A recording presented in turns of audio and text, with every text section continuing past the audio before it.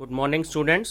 मैं डॉक्टर पवन ओबराय आपको कुछ एंटी नेट से रिलेटेड, हायर एजुकेशन से रिलेटेड कुछ क्वेश्चंस आपको मैं बता रहा हूँ। ये हैं तो थ्योरी वाइज, लेकिन मैं आपको कुछ इसमें इम्पॉर्टेंट क्वेश्चंस बनाऊंगा जो पिछले कुछ ईयर्स में आ चुके हैं या अब जो एनटीए नेट के जो एग्ज़ाम्स चल रहे हैं यूजीसी पेपर नेट में, तो उसमें आने की बिल्कुल पूरी उम्मीद है।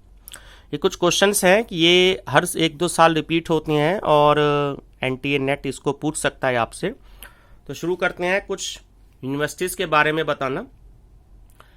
जैसे देखिए, एक मैंने यहाँ पे जो हाईलाइट कर रखा है, Indian agriculture research institute, Indian law institute, जो कि बिहार में है, और नालंदा महाविहार आदि यहाँ पर हैं ये।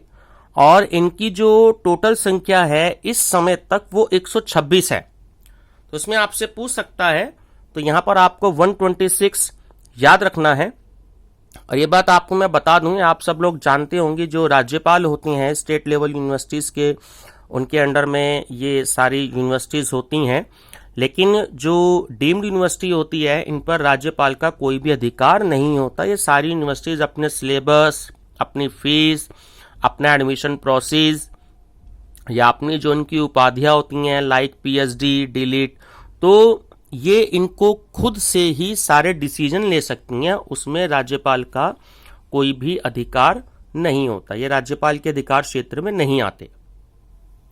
एक देखिए, जो नीचे क्वेश्चन दे रखा है कि राष्ट्रीय संस्कृत विद्यापीठ ये कहां पर है। स्टूडेंट्स, ये क्वेश्चन यूजीसी नेट में बहुत बार पूछा गया है। राष्ट्रीय संस्कृत जो विद्यापीठ है वो तिरुपति में है। और ये भी पूछा गया है कि राष्ट्रीय संस्कृत विद्यापीठ की स्थापना किस ईयर में हुई। तो स्टूडेंट्स, इसकी स्थापना 1961 में हुई थी। और तीसरा क्वेश्चन ये पूछा जाता है कि राष्ट्रीय संस्कृत विद्यापीठ किस तरह की यूनिवर्सिटी है। तो यह एक डीम्ड यूनिवर्सिटी है। हिंदी में सम बोलते हैं डीम्ड को, सम विश्वविद्यालय, यानी कि डीम्ड यूनिवर्सिटी है। ठीक है। एक सेकंड है कि केंद्रीय बौद्ध अध्ययन संस्थान। स्टूडेंट्स, ये भी क्वेश्चन पूछा गया है 1-2 बार, क्योंकि अभी ज़्यादा ईयर पुराना नहीं है, क्योंकि 2015-16 में ही इसे डीम्ड यूनिवर्सिटी डिक्लेयर किया गया है। और ये जो इंस्टीट्यूशन है, यानी यूनिवर्सिटी है, ये लद्दाख के लेह क्षेत्र में स्थित है। तो इस पे भी 3 क्वेश्चंस बनते हैं कि केंद्रीय बौद्ध संस्थान अध्ययन संस्थान को कौन से ईयर में डीम्ड यूनिवर्सिटी घोषित किया गया। तो वो है आपका 2015-16। और सेकंड इसमें पूछ सकता है कि ये केंद्रीय बौद्ध अध्ययन संस्थान कहां पर स्थित है। तो ये आपको याद रखना है कि लद्दाख के लेह क्षेत्र में स्थित है। तो जो सबसे ज्यादा डीम्ड यूनिवर्सिटी हैं स्टूडेंट्स, इस समय सबसे ज्यादा डीम्ड यूनिवर्सिटी जो है, इस पर भी क्वेश्चन पूछा गया है पहले भी और पूछा जा सकता है। तो सबसे ज्यादा जो डीम्ड यूनिवर्सिटी है स्टूडेंट्स, इस समय वो तमिलनाडु में है, जो कि 28 हैं।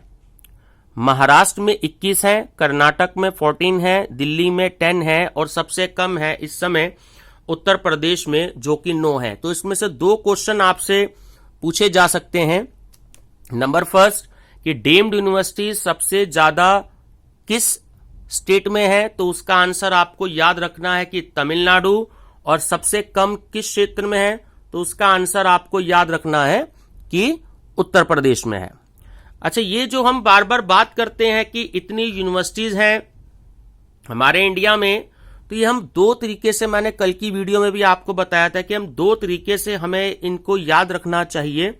क्वेश्चन में हमें मेंशन किया जाता है कि किसके अनुसार, यानी कि यूजीसी के अनुसार अगर हम डीम्ड यूनिवर्सिटीज की बात करें तो वो 126 हैं।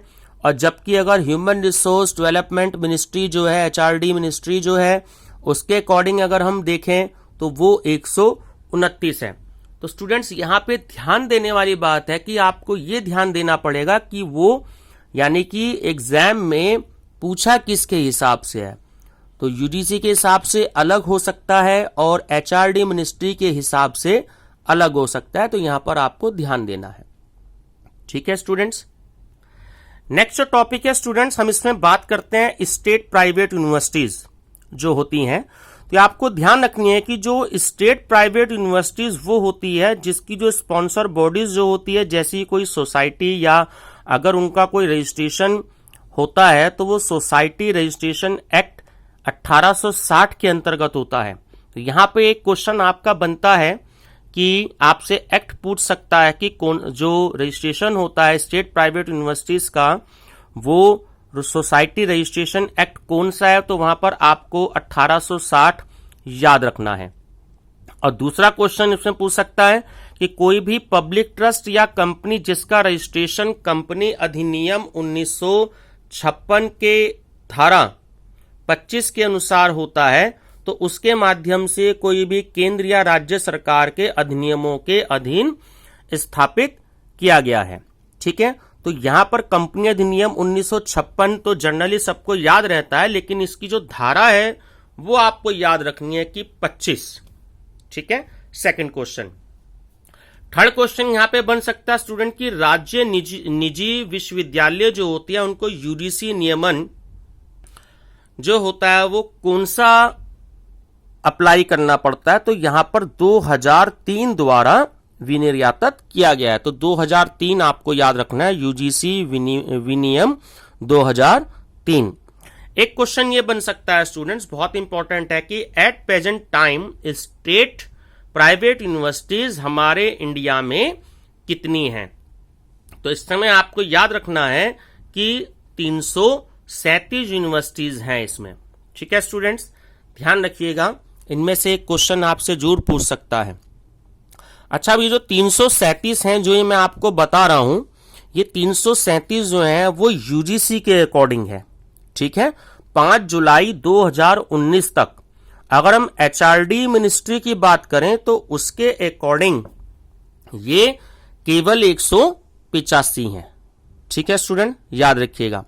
इस पे 2 क्वेश्चन और बन सकते हैं कि सबसे ज्यादा हमारे इंडिया में प्राइवेट यूनिवर्सिटीज कहां पर हैं, स्टेट प्राइवेट यूनिवर्सिटीज, तो वो आपको याद रखना है कि राजस्थान है जहां पर कि 49 है, और सबसे कम है हरियाणा में जहां पर 23 है।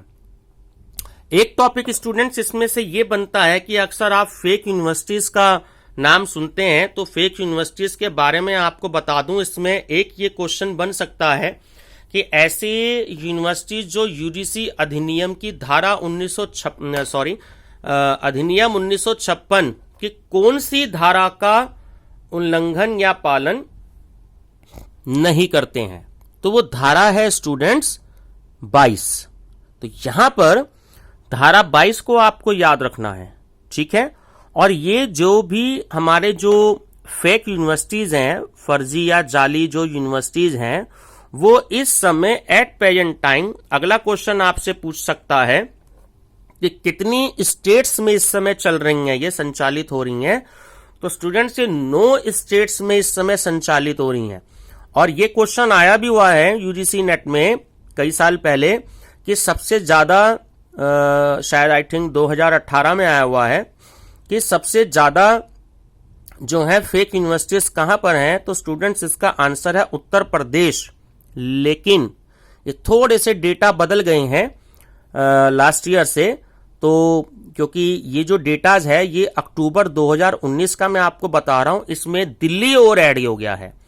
मतलब पहले जो आंसर उत्तर प्रदेश पूछा जाता था वो तो ठीक है, लेकिन दिल्ली में भी 8 यूनिवर्सिटीज फेक यूनिवर्सिटीज हो चुकी हैं। तो ये आपको याद रखना है।